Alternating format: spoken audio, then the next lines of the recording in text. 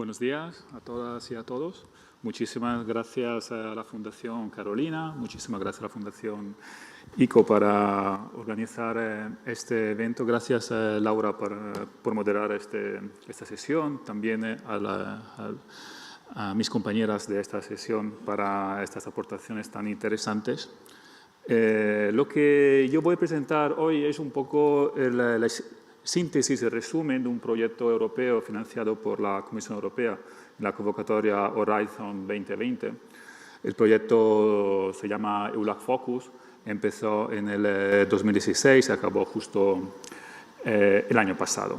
¿Sí? Este proyecto quería dar un enfoque en las relaciones sociales, culturales y científicas entre la Unión Europea y América Latina y el Caribe. Mi parte de este proyecto se centró en las relaciones científicas. Entonces voy a resumir muy brevemente algunos resultados y si alguien después tiene como más curiosidad, le puedo pasar los varios informes, textos, papers que se han publicado a partir de esta presentación. Lo primero que nos interesó un poco fue mapear el territorio, ¿sí? Hay muchas maneras para mapear un territorio. Una de estas es ver dónde va la financiación, por ejemplo, de los proyectos transnacionales, birregionales, por ejemplo, los de Horizon 2020, ORC o otras convocatorias por ese estilo. También mapeamos las copublicaciones científicas. Es decir, queremos ver un poco los autores, las autoras, investigadores tanto de instituciones de América Latina y Caribeña y de la Unión Europea en las bases de datos, por ejemplo, Web of Science o Scopus, cuántos papers hay publicados con esta colaboración, ¿sí? Por lo menos que haya un autor de la Unión Europea y un autor de la región latinoamericana y caribeña. ¿Sí? Entonces, a partir de allí, vimos un poco cuáles son los actores principales de esta relación científica. Evidentemente, como también se puede observar de este mapa, están Brasil, México, Argentina, Chile, Colombia, que evidentemente son los líderes en estas colaboraciones científicas, pero nuestro proyecto no tenía como objetivo fortalecer aún más estas relaciones, porque evidentemente son relaciones que ya llevan varias décadas funcionando bien, tienen como una solidez, una estabilidad que las mismas instituciones, las mismas universidades, los mismos centros de investigación ya están fortaleciendo. Lo que nos interesaba era ya los países quizás más pequeños o todavía no tan avanzados científicamente, ¿sí? Sobre todo la región andina y los países caribeños, que evidentemente, como podéis observar de este mapa, se quedan un poco fuera de este ranking internacional.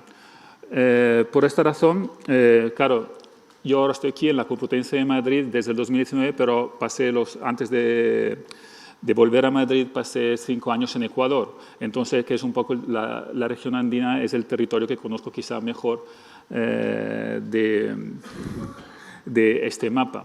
¿Sí? A partir del 2014 me incorporé en una universidad pública de recién creación, la Yachay Tech, y fue un poco el reto, el desafío, fue crear un centro de investigación científica, un polo de innovación, ciencia y tecnología en una zona que evidentemente no es muy conocida por esto, la región andina.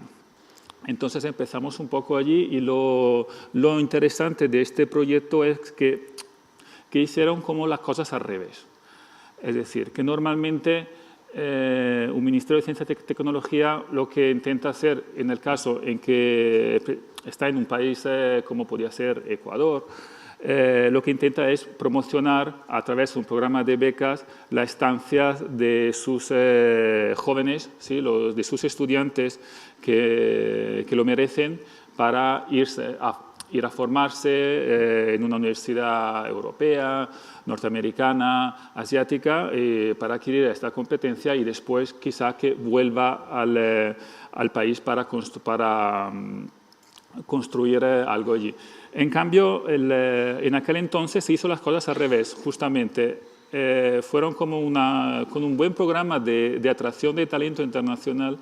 Identificaron un poco bueno, no sé si las mejores mentes, pero evidentemente alguien que tenía como capacidad o formación para hacer investigación científica de diferentes partes del mundo, pero claro, lo contrataron allí en Ecuador. Esto en el Yachaitec, pero habían como otras universidades emblemáticas, todavía siguen, están en el norte de Ecuador, en Ibarra. Y lo interesante justamente que fue un poco la trayectoria y lo de formar estudiantes de 18 años ya en la investigación científica y después que salen en el extranjero, evidentemente, porque sabemos que la movilidad también es muy importante. Allí vimos que cuando ya tenían su carrera era una politécnica, es decir, se centró sobre todo en las STEM, en las ciencias naturales, en las matemáticas, en la física, en la química, en la biología, en las varias ingenierías. Cuando han acabado sus carreras, quizás después una estancia fuera o un doctorado en otro país regresen, pero no regresen porque están obligados a volver a su institución, sino que regresen porque tienen un compromiso con la sociedad ecuatoriana, con una vinculación para crecer científicamente, ¿sí? y promover algo nuevo, algo que todavía no ha existido hace unos 10 años, por ejemplo. ¿Sí? Pero también es curioso que uno de las faltas, porque muchas veces pensamos que es todos problemas de recursos, pero el dinero importa, pero hasta un cierto punto. ¿Sí? Entonces, evidentemente, hay otras determinantes en una relación científica, en una cooperación científica. Se ha observado también, por ejemplo, en las copublicaciones, que muchas de las copublicaciones casi no tienen financiación. Es decir, son relaciones informales que quizás se han creado una vez que alguien ha disfrutado de una beca, entonces ha conocido un centro de investigación y sigue colaborando con su director o su directora de tesis, sigue esta colaboración, aunque no haya atrás un proyecto de investigación financiado, entonces algo más informal. Pero también, como podéis ver aquí, queremos ver un poco cuáles son los mayores desafíos a la hora de intentar esta cooperación en ciencia, tecnología e innovación. ¿Sí? Evidentemente, el primer punto es algo que ya lo tenemos identificado, pero lo interesante son todos los puntos después, que se trata simplemente de las varias maneras de entender una infraestructura que promueve, que ayuda, que entiende la ciencia, tecnología y la innovación importante o básica en un determinado contexto. Sí, que muchas veces es lo que nos falta. También, por ejemplo, los flujos de comunicación. ¿Sí? La transformación digital, por ejemplo, esto es un tema que nos ha interesado mucho, porque evidentemente en la última década la transformación digital es algo que nos permite poder hacer ciencia desde la región andina, que quizás hace unos 20, 30 años era imposible. Era imposible quizás porque no se podía acceder al conocimiento, las grandes editoriales solamente estaban presentes en algunos países, pero después la distribución no es tan horizontal, no es tan bien distribuida, pero en cambio con la transformación digital tú puedes estar en una universidad como Yachaitec y acceder a todo el conocimiento mundial, ¿sí? Solamente con una conexión a Internet. Entonces también allí que identificamos un poco el digital divide científico, que ha causado también, por ejemplo, la falta de recursos muchas veces para acceder a ese conocimiento, que aunque está digitalizado, pero no está de acceso abierto. Entonces, eso también es uno de los problemas principales. Pero voy a pasar más en las otras diapositivas para centrarme un poco y para no pasarme de tiempo. Entonces, que es un poco también lo conecto con lo que dijo ayer el director de la Fundación EULAC, Adrián Bonilla, que es interesante esto de de cómo en América Latina se han centrado mucho en el tema de la educación, ¿sí? Sobre todo en esta parte, en la región andina, pero se dejó un poco fuera el tema de la ciencia, tecnología e innovación, ¿sí? Entonces, hacer una reforma educativa que es importante, que empiece desde lo básico, la educación primaria, secundaria, pero evidentemente después para dar el otro paso, que son las universidades, los centros de investigación, algo falló allí. ¿Sí? Por esta razón que hace una década en Ecuador había muchísimas universidades de garaje. No sé si este término os resulta familiar, pero son universidades que al final simplemente se servían para dar títulos, ¿sí? Eran universidades privadas, pero que también esto de llamarlas universidades, no sé hasta qué punto es el término apropiado, pero justamente servía solamente para que profesionales tenían su título y iban a hacer su profesión. En cambio, una universidad tiene que ver con otras características, no solamente una fábrica de títulos, sino una institución, un lugar donde los sujetos pueden crecer y evidentemente pueden formarse en ciencia, en tecnología, en innovación, que es un poco fue como un poco el gran reto que también observamos en diferentes partes de América Latina.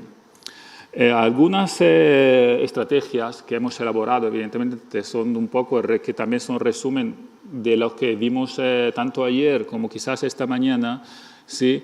Identificar un poco estas áreas de investigación comunes, ¿sí? Que evidentemente un primer eje es el tema de la movilidad, que es básico. Esto es básico en cualquier parte del mundo, ¿sí? Y yo soy un claro ejemplo de esta movilidad y que sí que es importante y que entonces que todos los programas que permiten formarse en otras partes del mundo, también conocer otras realidades son fundamentales. Esto lo he vivido en mi propia experiencia. ¿Sí? Entonces, que esto que ya lo conocemos todos, los diferentes programas de Euraccess, de Marie Curie, de los European Research Council y muchísimas más instituciones y fundaciones exitosas que vimos que producen resultados que van justo en esta dirección. Después, los mismos centros de investigación, de ciencia, de tecnología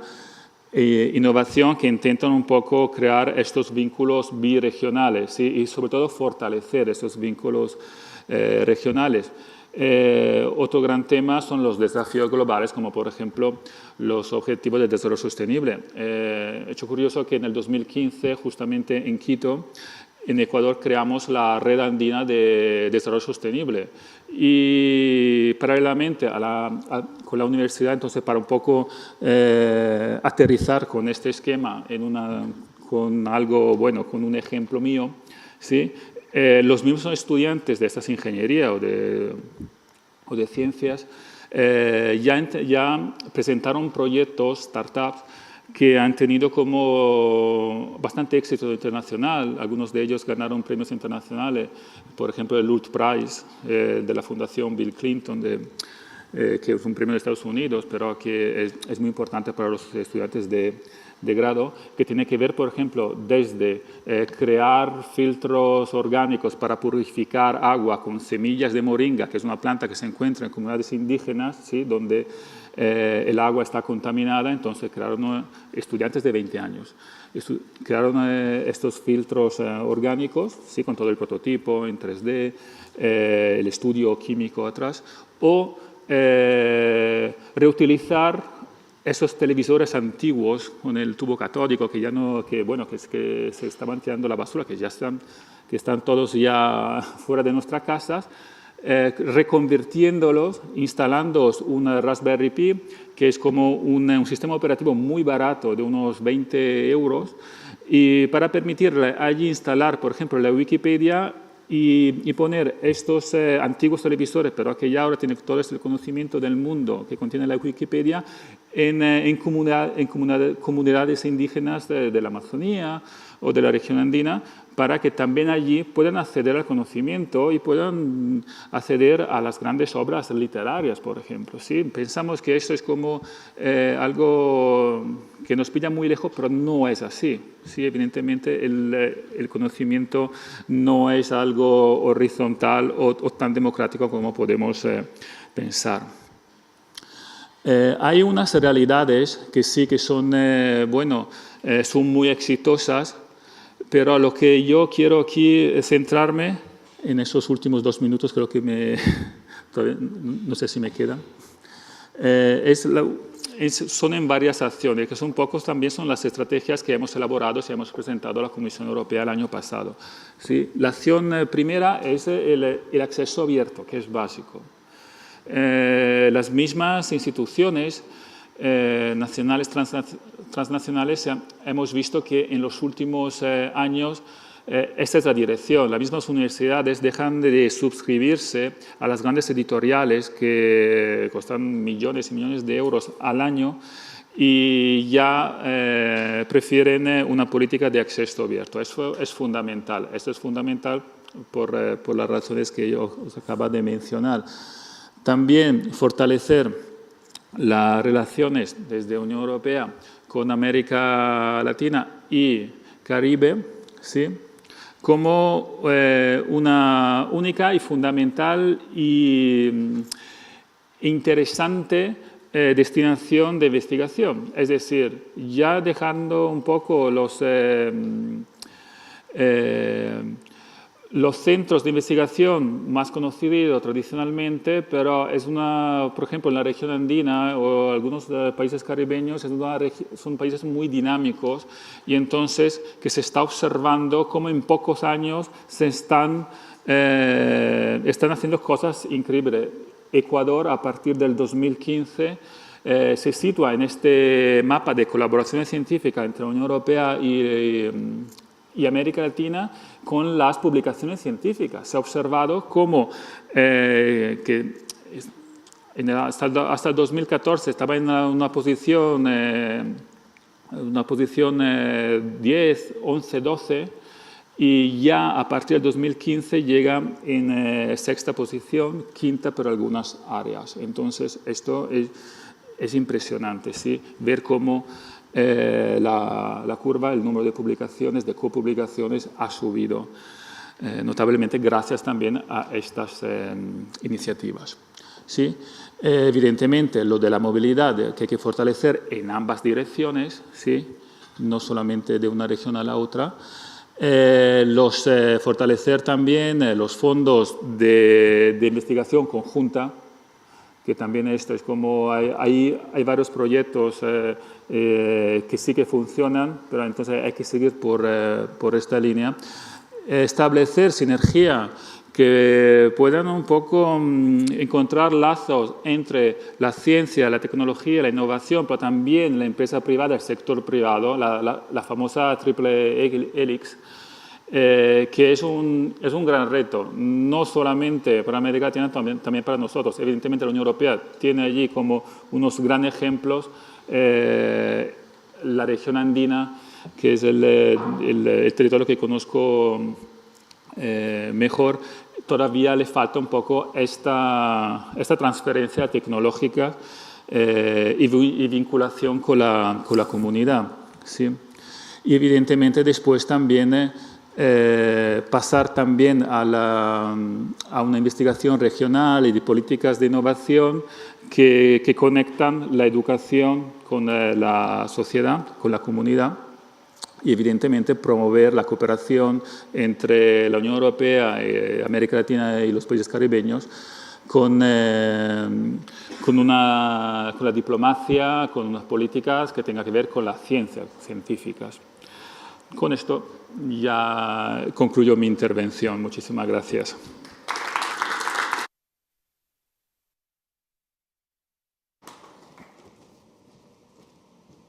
Muchas gracias, Simone.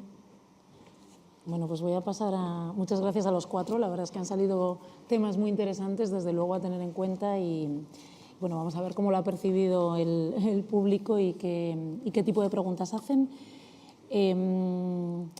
Para Marisa Ramos, ¿De qué modo y en qué ámbitos se puede producir una relación positiva entre el sistema iberoamericano y la cooperación euro-latinoamericana en el diálogo político, en la acción de cooperación? Se trata de un debate clásico, ya sé, dice la persona que pregunta. No sé